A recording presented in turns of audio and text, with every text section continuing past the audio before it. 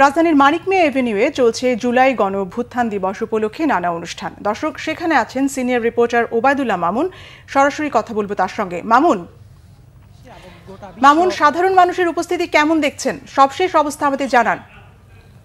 শাসকের কিভাবে পতন ঘটেছিল সেটি কিন্তু সারা দুনিয়া দেখেছে এবং বাঙালি জাতি দেখিয়েছে যে একজন স্বৈর শাসককে কিভাবে দমাতে হয়, কিভাবে রুখে দিতে হয়। সেই দিনটি কিন্তু আজকে বর্ণিল আকারে উদযাপন করছে সরকার এবং একই সাথে কিন্তু একই দিনে এই জুলাই গণঅভ্যুত্থানকে আইনি স্বীকৃতি বা আইনি বৈধতা দিতেই কিন্তু আজকে জুলাই ঘোষণাপত্র ঘোষণা করবে সরকার, এবং যেটি আজকে বিকেল 5টায় অন্তর্বর্তী সরকারের প্রধান উপদেষ্টা ডক্টর মোহাম্মদ ইউনূস এই ঘোষণাপত্রটি ঘোষণা করবেন।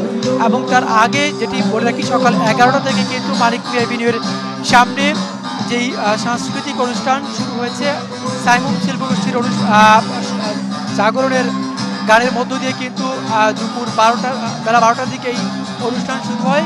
এবং ঢাকার চারপাশের যে জনগণ ছিল, সর্বস্তরের মানুষ কিন্তু ছুটে এসেছে এই মানিক মিয়া এভিনিউতে।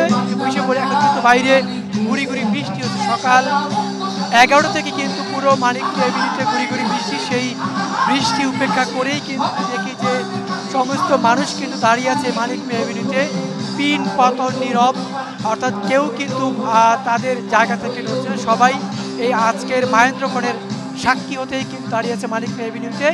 যে অনুষ্ঠানটি আজকে কিন্তু সকাল 11 থেকে সন্ধ্যা পর্যন্ত গড়াবে এবং সেই অনুষ্ঠান উপভোগ করার জন্য কিন্তু সারা দেশের মানুষ আজকে একত্রিত হবেন এই মানিক মিয়া এভিনিউতে।